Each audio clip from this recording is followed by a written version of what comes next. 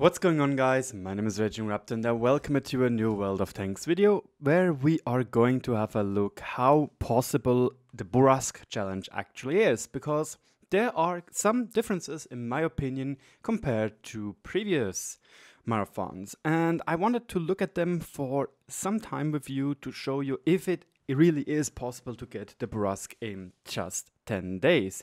In the end, it still is a marathon, so you do have to invest quite some time to get it. I can already say that for sure. And I have to say that the price, at least on Europe, is pretty steep. 62 euros is quite a hefty price for this bundle, in my personal opinion. For most people, I think 50 to 60% will be what you're trying to get or go for. And if you buy it at this price, you will roughly get the tank for how much it is actually worth. Because the tank has a listed gold price of 8,500 gold, meaning that's round about 30 euros worth of gold. So again, 62 divided by 50 is 31. So you would get around, at 50%, you would in theory break even and buy the tank at its listed market price. So now, the first thing I want to do is look at the different missions you can do to just give you a quick little overview of what I think about them. And well, yeah, first thing, there are two major step downs compared to the last campaign or the last marathon with the Renegade. Here you will see that we will need always to be top 10 in player experience earned to get those base experience for the commitment missions. This is the first step down because in the last time, are now the Renegade missions, it is clearly not stated that you have to be in top 10. And the second difference is that you have different conditions for the mastery missions. The most important one being it's only possible in tier 10 vehicles and not in tier 10 and tier 9 vehicles, which I again think is a step down. I do like to play some tier 9. In my opinion, tier 9 is the best tier in the game at the moment, because you always have the chance to be top tier. And if you're not top tier, it's not that big of a deal, because tier 9 vehicles are always much stronger than tier 8 vehicles when they are fighting against tier 10s. So that is, in my opinion, a step down, as you can see, tier 9 and tier 10 vehicle. Also look at just this mission. Finish the battle as a top player in your team by experience earned is the first one in the Renegade. Here you have to do a little bit something different, 2,800 damage, and be among the top 3 players of your team by damage earned. So yeah, that is roughly the same thing. In general, when you're looking through the missions, you will notice that only really the base XP values rised slightly, giving us a total less base experience needed to get the Bourassque.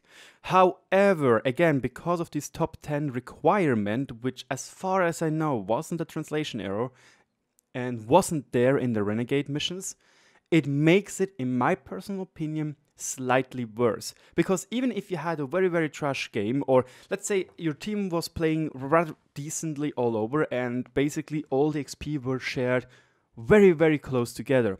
So you didn't do that bad, you fought at least, but all of your teammates didn't do that bad either.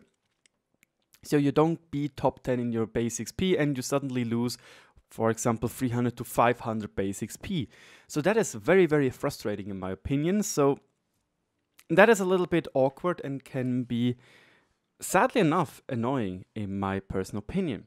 But now I would like to go to a list, an Excel sheet, which Bourassque from the Daily Bounce did, and to show you what exactly changed, which missions are different, and he went through every single marathon and showed them all of us. It's a little bit a lot, but I would like to compare them most of the time with the Renegade and the Bourassque, obviously, because the Renegade is the mission marathon we did last time. And you can see here we have 1000 base XP less. When it comes to the mastery mission on day 1 or first cycle, well, top player and team by XP or top 3 damage do at least 2800 damage. Again, this is in my opinion a step down because tier 9 vehicles make more XP, but then again you have to do damage, so tier 10 are a little bit suited better for that. Next up, 80 to 20% of damage. You can do this in just one game. or you have to do at least twice 800 base XP, which is, in my opinion, at least twice 2 good wins in the end. So that's a little bit wonky, but the requirement for commitment stayed the same. Then we have on day 3 another little go down for the Bourassque. It's a little bit easier, only 8,000 compared to the 9,000 base XP. And you can just finish up the mission for Mastery for 4,300 HP of damage. So even though the Mastery missions are only for tier 10, at least for now, some of them look a little bit easier. Like on day 4, commitment stayed the same, but Mastery mission went down from 10 to just 5, being top player in your XP earned. However, again, it is a little bit harder when you imagine that the Bourassque has only tier 10s, and again, tier 9s can earn more XP when they are farming tier 10s. On day 5, we need 2,000 base XP or less for mission of commitment, and you only have to do 4,300 HP of damage 7 times compared to be top player in team by damage 15 times. So again, if you are a very consistent great player, in my opinion, the missions for Mastery are slightly easier.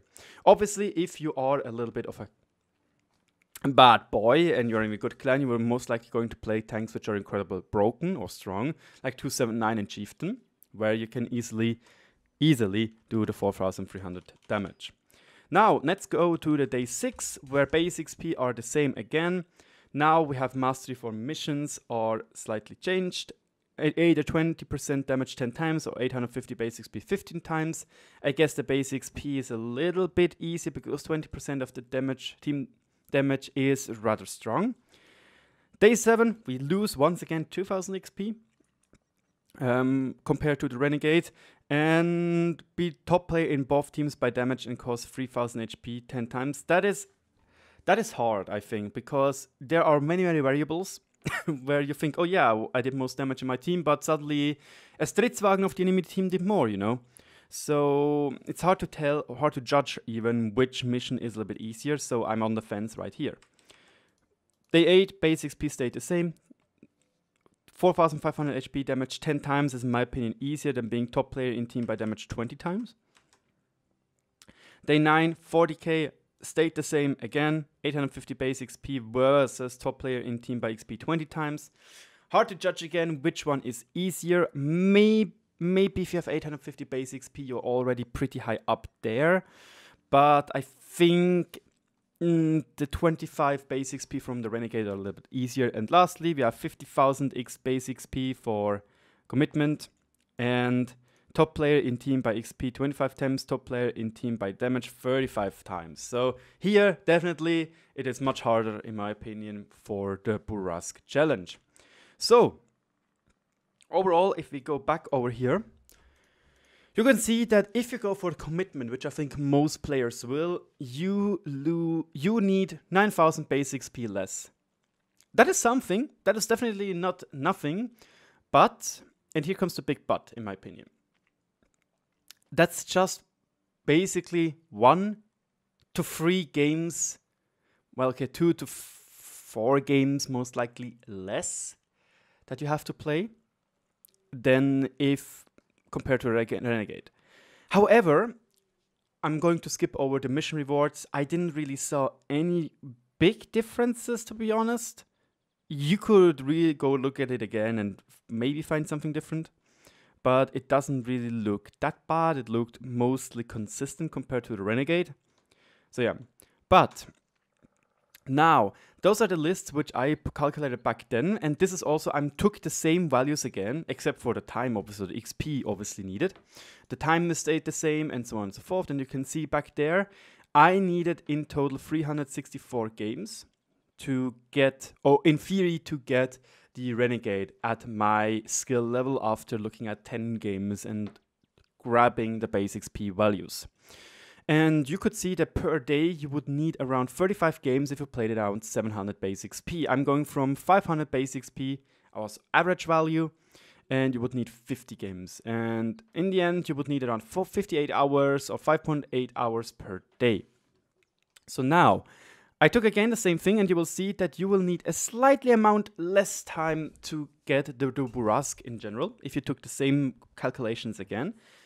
You need around 5.7 hours compared to the 5.8 hours. You only 4 hours if you have 700 base XP compared to 4.1 hours when you are comparing it, when you say exactly the same thing. However, and this is maybe something I have to guesstimate again. How often are you going to be top 10 XP, base XP? And I said, me personally, that in 30% of the cases, I will not be top in base XP. Meaning that I have in total to play 30% more games because of those times I wasn't top base XP. Again, this is in my opinion, not the best estimation, because usually when I'm not top 10 XP, I really failed. So it would have dragged down my base coefficient value anyway, or my base XP average anyway. So it's a little bit hard to judge. But here it is. The yellow one is if we say we go through with this 1.3 value, like this 30% more games needed because of the 30% of the time where I was not top 10 XP, I would need 45 games compared to 35 games per day. So that is a little bit, it's a big yikers in my personal opinion.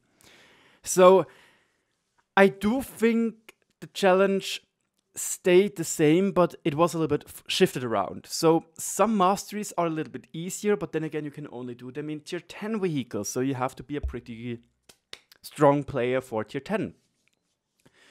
The base XPs got easier because there are less around, but again you have to be top 10 XP. So even a poorly played game where you maybe did 300 base XP because it is a win, is gone. It's not there, so you don't get that.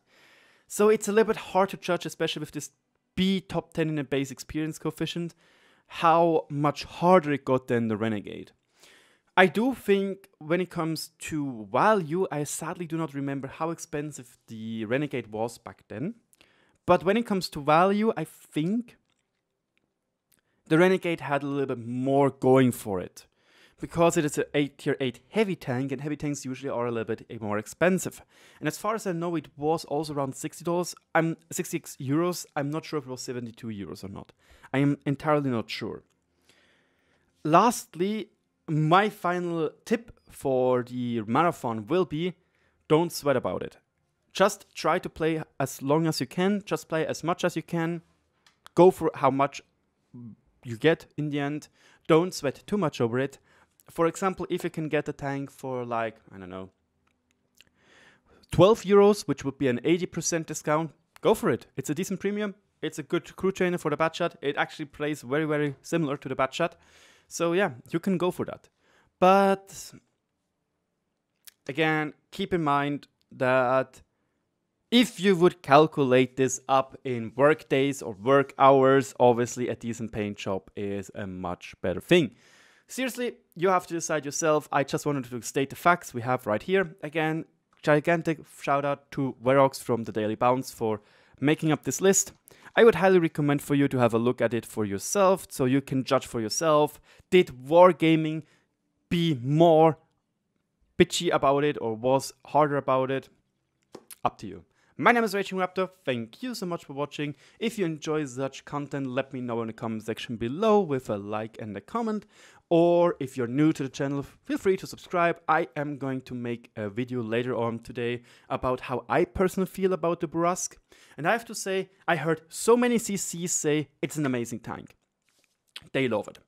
And I have to say, I don't like it. It simply doesn't suit my playstyle. And I can already say you exactly why. Because the Bourassque really do plays like a Batchat 25T. I do not like the Batchat 25T. It's simply not my playstyle. So it makes sense that the Bourassque simply is not something for me. But anyway, a review is coming to that. My name is RagingRaptor. Cheers and have good luck on the battlefield and good fun in the marathon.